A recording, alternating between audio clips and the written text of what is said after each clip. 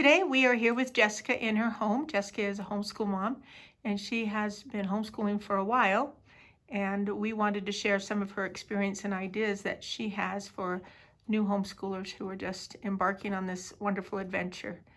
Jessica, we'll turn the time over to you. Jessica, why did you decide to homeschool? I decided to homeschool because I have always wanted to be a teacher for as long as I can remember. And that's actually what I went to school for at Brigham Young University. And I just really loved spending time with my kids. And when they started school, or when they became school age, my oldest, when she was old enough to go to kindergarten, we did decide to put her into a charter school, and she really loved it, and it was a really good experience. But I really missed having her at home with me, and I missed my little friends, and it was something that I really enjoyed, and so we decided to school as a family. And for us, it worked out really well because as my husband went to graduate school, and then with his career we do tend to move around a little bit every few years, and so for us it's been really homeschool's been really beneficial because we don't have to pull the kids out of school right in the middle of the year, or we don't have to feel like they're missing school time when we're moving or packing or anything. We can just pick up right where we left off, and we can make it work for us. So How long have you been homeschooling, Jessica? I have been homeschooling since my oldest daughter was 6, and she is 11. So almost 6 years. Yeah, almost 6 years. So it seems like a lot longer than that, though. There are days that make it seem longer than that, aren't there? Yeah. Tell us the ages of your children, Jessica.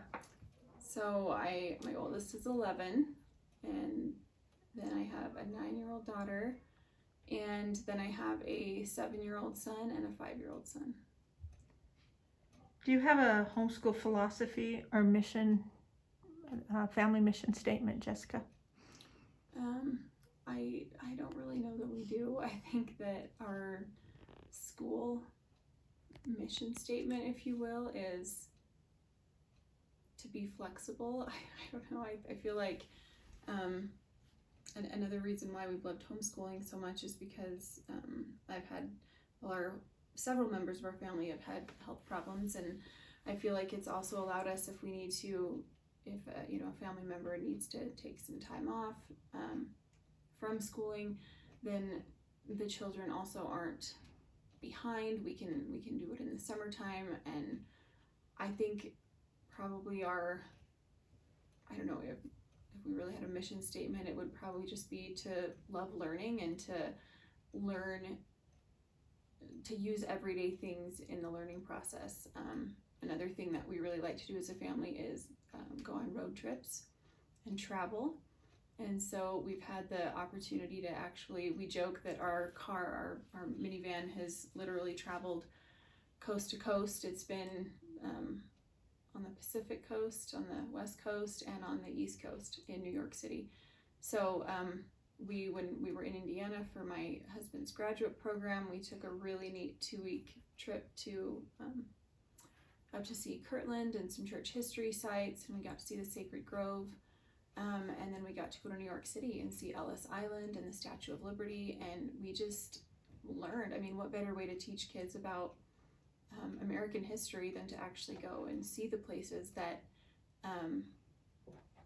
where it happened, and especially with church history. My kids have been to Nauvoo, they've been to Kirtland, they've been to Liberty Jail in Missouri, they've been to the Sacred Grove, they've been to all of those places that they learn about in church. And so it's really incredible for them to, we're able to say, well, this happened here, oh, you've been there, we have a picture there, and they know exactly where it is. So I think just to love learning and to use everyday life in our learning, and to never stop adventuring, right? I think some parents feel that maybe their children are too young to take on trips like that it'll be forgotten. How do you feel that your trips have impacted your children? I think, and maybe this would be a question for them, but I think that even my 7-year-old, who's 7 now, when we went on the trip, he was 4. He was only 4. But he still remembers the Statue of Liberty and going to walk around New York City. He remembers the McDonald's that we ate at Times Square, and he remembers Ellis Island. He remembers the Statue of Liberty. Our one son was only 1. He was a baby, so obviously he won't remember that. But it's not just that we plan to actually go back to those places. I think it's not just a once in a lifetime trip. We plan to go back. We still haven't been to Philadelphia. We'd really like to go see that. And it's just, we've kind of fostered a lifestyle of traveling and seeing everything that we can wherever we live. Right now we live in Arizona. We live in Flagstaff, Arizona, and we live really close to the Grand Canyon, and so we've been there many times, and we've camped there, and we've taken visitors there who have come to visit our family, and we've really been able to see some amazing things right here in Arizona that have to do with, you know, church history, American history, just the wonder that is the Grand Canyon. So I think just fostering an attitude of always to be exploring, I think that's probably what has been instilled in my kids the most. So obviously with 4 busy young and growing children, things aren't always perfect. Right. What would you describe, Jessica, as your biggest challenges as a homeschool parent? I don't know. I feel like some people, you know, and rightly so, find it challenging. I think I am really blessed to have that desire. I've always wanted to be a teacher, and so I don't know. It's honestly fun for me. I look forward to it. Sometimes it can get overwhelming at the end of the day. We're all kind of tired and we don't want to do any more math, but we really I like doing it. I like decorating the classroom and making it fun for the kids. We like planning field trips and craft projects and science projects and all different kinds of things.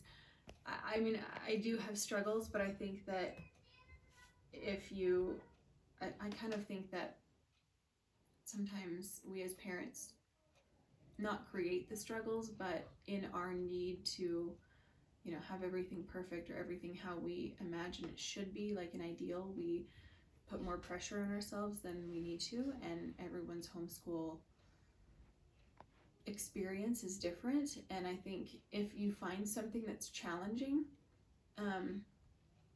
maybe change what you do, you know, change your approach. Like as I said before, some of our family members, mostly me, but have had some health problems, and so that's kind of been something that was kind of a struggle for us the last few years. Is we would, you know, I would need to be in the hospital or whatever for a few days, and I felt like we were on a schedule. Of course, I always plan out my year, and we would be on a schedule, and then at the end of the week or whatever, at the end of the month, they would be behind a little bit, and we'd have to feel like we were always playing catch up, and then it kind of got stressful for me and stressful, of course, for the kids. And excuse me, this year we decided to do things a little differently. We basically, instead of like going with the 9-month school year calendar, I kind of planned out that it would basically take all year-round school, but we would do a little bit less every day. You know, for example, we were, you know, teaching and learning math 5 days a week, and now we only do it 4 days a week, so that we kind of have that day of the week. If we have a doctor's appointment or, you know, a trip or something, we can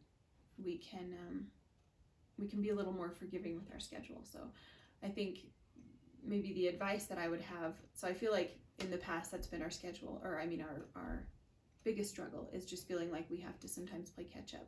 However, I feel like this year I finally said it doesn't have to be perfect. It doesn't have to look like anyone else's homeschool. It doesn't have to look like the public school system. It doesn't have to look like anything else. And I changed my approach, and that took away the struggle. Not completely took it away. We still have to make sure that we're doing what we need to do, but it took away the pressure and the stress of it.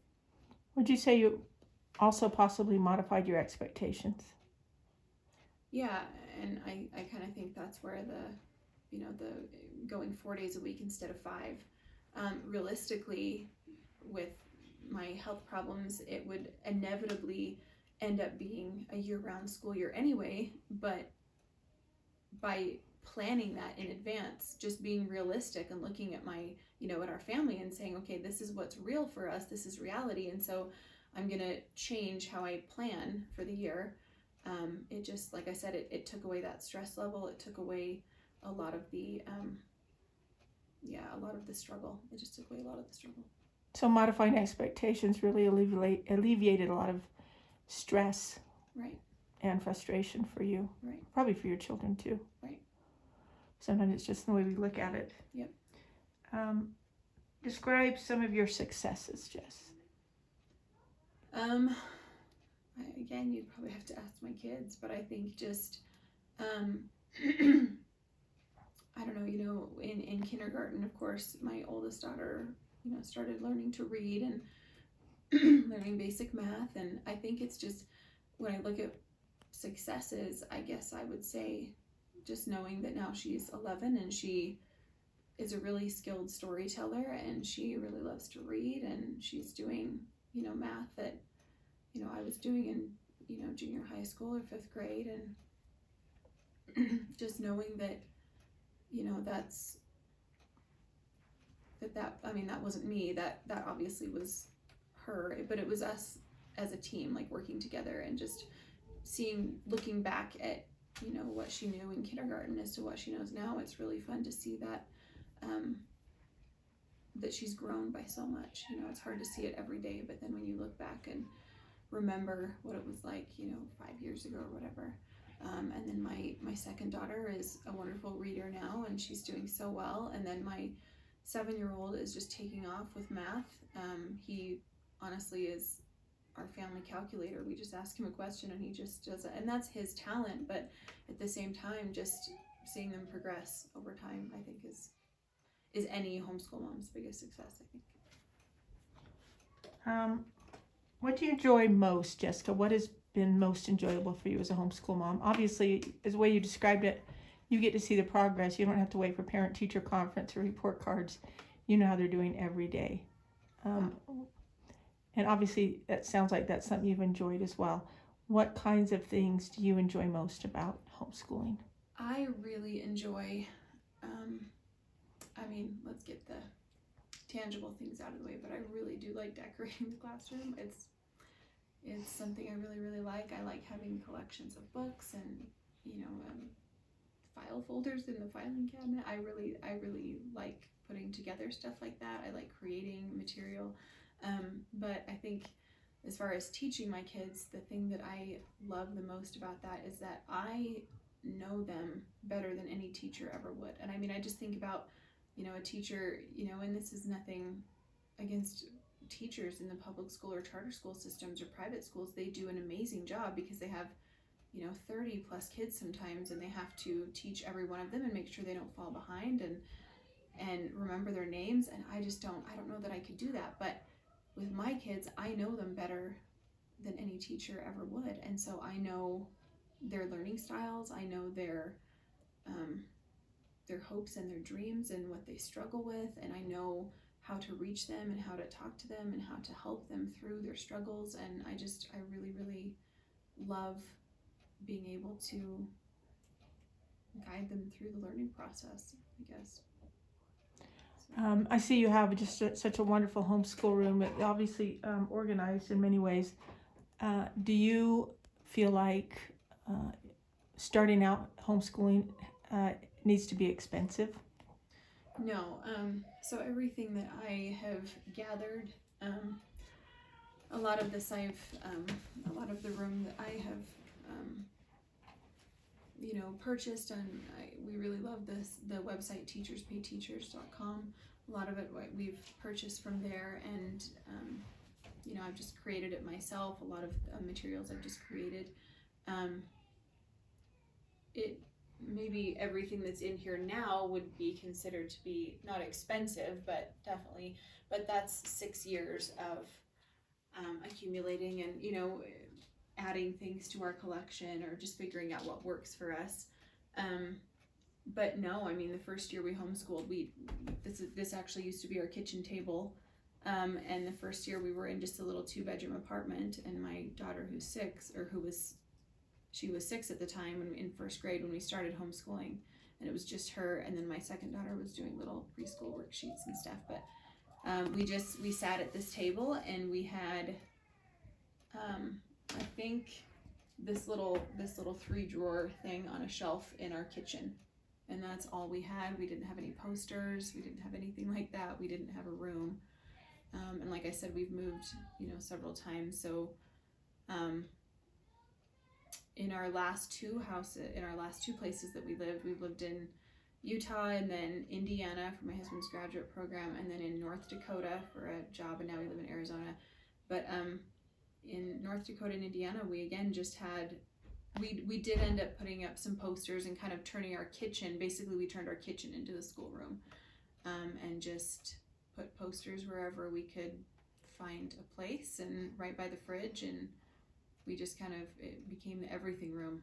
But it is nice now. It's not even a separate room in our home right now. It's just kind of a landing, like a little I don't know, family common area upstairs, and we just decided to make it the schoolroom. So it's kind of fun to have that now, but it literally, you can do it at your kitchen table with nothing. So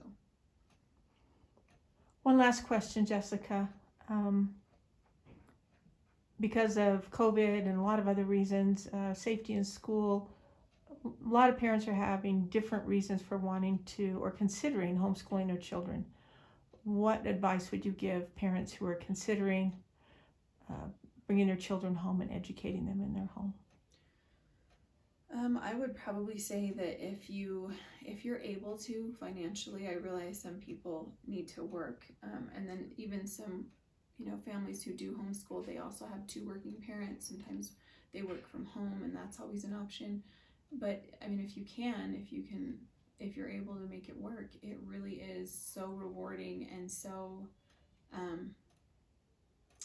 don't know. I think people are really scared of it, and there's no reason to be, because it's not a scary thing. It's really enjoyable. It's fun. I mean, it really is fun when you let go of some of those expectations that you have to be just like a public school system where you have to teach every subject every single day, because that's not what we do. Like we do Monday, Tuesday, Thursday, and Friday as kind of our normal days where we're doing language arts and writing and math and history, right? We do history every day and things like that, but and reading, of course. But then kind of on Wednesday's kind of our fun day, we call it, or the kids call it that. We still do history, but then we kind of shift gears and we do science, and we do kind of a theme every week and things that they're learning, and we watch YouTube videos about that theme. This year we're studying earth science and astronomy, and so up on our ceiling you can see an example of one of the projects that we did on our science Wednesdays. We made a whole solar system, not quite to scale because some of the planets would have had to be like tiny specks of dust, but it was the best we could come up with. But anyway, so we did that when we were studying the solar system at the beginning of the year. And so I don't know, it kind of helps us break it up a little bit, and we just kind of try and have a fun day. That's the day we do art projects. That's the day we do we learn about a different country every week, and we just, I don't know, we kind of break it up a little bit. So I mean, anything that you can imagine you can do as a homeschool family. It doesn't have to be something scary. It doesn't have to be daunting. It can be as simple as watching the Magic School Bus or Number Blocks or something like that on TV with your kids. I mean, maybe that's not all they do, of course, but there really are a million different ways that kids learn, and you can use any and all of them. And it really is really fun to watch your kids, not just fun, it's amazing to watch your kids blossom and to just watch them embrace learning and to learn to love it. So it might appear that you're sitting at a desk, but and you've got 2 desks that accommodate 4 children from the vantage point from where I'm sitting. This has been your kitchen table. I know there are a lot of memories on your table of gouges and scratches and things over the years that has been in your family. Tell me a little bit about how it serves in your room right now. Yeah, so we just we got a new dining room table, and so we brought this upstairs, and we've just put it kind of against the wall with some shelving on top of it for some. This is kind of our art area. So during our regular days when we're doing math and language arts and kind of our core subjects, I sit kind of behind over here, and I use that time as they're working quietly. If I'm not teaching them, as they're working quietly, I'm working on planning for the year, like planning, our art projects or our science things that we're going to do and whatnot. But then if they're doing math and they need help with a math problem or whatever, they can bring their chair over here and they can sit, on either here or here. Sometimes I have two kids that need help at the same time, and that way we kind of work together here instead of me going over to their desk every time, just because it can get kind of crowded with 4 kids. But that way they can come over here and get kind of some private help. And then we can also, this is an IKEA special, and I think this table was $1.99, so even if it's not old, it would be really good for any homeschool family. But we actually open this table up and it pulls out, and then we put a leaf in, so then all 5 of us, me and my 4 kids, I and my 4 kids, I guess, we sit around the table and do our art projects or science projects and stuff up here, and then we just take the leaf out and close it up and make it smaller again. So in a few minutes, thank you, Jessica. Thank you so much. And I know that so many parents will really enjoy hearing what you have to share about your years of experience with your children, and looking forward to teenage years, I'm sure. We'll be hearing from some of Jessica's kids in just a few minutes. Just want to focus on their artwork.